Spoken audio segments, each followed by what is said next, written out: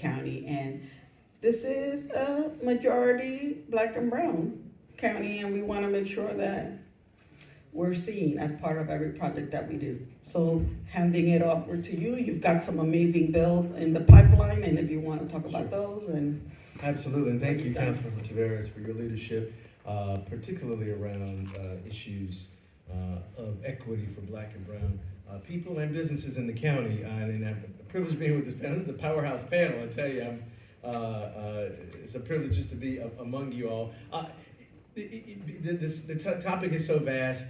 What I'll do is say that the last over a decade, we've worked to create a system of more equity and opportunity. So that's not just, that's yes, the requirements and putting those in place around public procurement and also around when public dollars are used for developments, putting requirements in there that will actually require utilization of particularly small minority-owned businesses in the county. But we've also looked at the access to capital growth side, the capacity side of it, because that's one of the biggest things we hear, that access to capital is still the biggest challenge, as well as technical assistance. And so that's also been a part of how we've thought about it.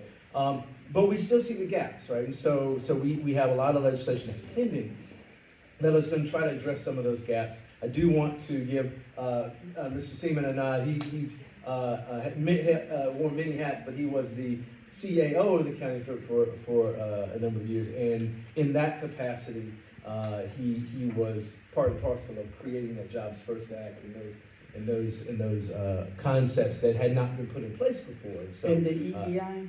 Yes, and EDI and all of those things. Maybe you might want to talk about EDI because people don't know. Sure, and I hate that as well. And so what we're looking at now is, and one of the things during Mr. Seaman's tenure we did was do a disparity study. A disparity study is an analysis as to what the gaps are for particular classes of racial classes and ethnic classes of businesses. And it was clear that there are definitely disparities in a number of industries and areas, including for the Latino business community.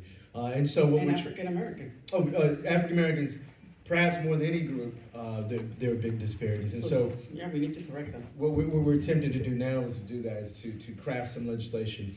The tricky part about it is anything race conscious has to be very narrowly tailored because of the Supreme Court decisions that have come out over the decades. And so we're looking at that and working on that now. Other legislation pending, we have a new concept of a small business capital and growth program that will provide access to capital for particularly for locally owned and operated businesses in the county. And Ms. Rogers mentioned the target areas, and she's been definitely focused on those areas, and we're mirroring that focus in our legislation. Also looking at how do we strengthen a policy across county government when we put public dollars in a private development, making sure that those requirements aren't hit or miss, that they're actually consistent and across the board. And we're also looking at, as you mentioned the EDI fund. The EDI program has been very successful, and it stands for the Economic Development Incentive Fund. It's I think a brainchild of Mr. Seaman, and it's been a big tool for creating stimulating economic development in the county. And I think we're continuing to try to focus on ways to improve that tool. And we're also looking at other tools like as we grow and continue to have better economic development happen, particularly near our transit stations and inside the Beltway.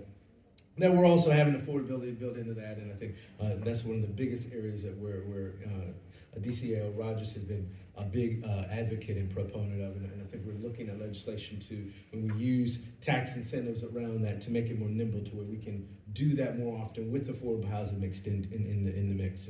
And so those are the kinds of things that we're doing. I do want to just say it's very important that we do the whole range of things. You have to have the requirements in place, because if you don't have the requirements in place, the way that wealth and capital is positioned right now, black and brown businesses tend to come out on the short end of the stick. So if you don't have any requirements, there's a big chance that they're going to be left behind. If you have to, as a small contractor, bid against Turner or Coakley, you're never going to win. They have the ability through their economies of scale always to underbid you. Yeah, So it's an implicit bias issue, yes, I think. yes, the system is situated that way. That's why it's important, and good to see our president of community college here. That's why it's important when these institutions that have these big budgets put in place the requirements that are very enforceable and very that are put in place in a way that practically can be also executed. That's important too, not to put unrealistic requirements in place. And that's sort of the push and pull that we have sometimes with our legislation as well. But those requirements have to be intentional and they have to be enforced. Otherwise, they're not worth the paper they're written on. But the other thing is getting certified, understanding that process is very important. If you're not certified, it's not that you don't exist, but in terms of us understanding that you are out there and you can get the benefit of these requirements, you're not going to be in the game. So certification is critical.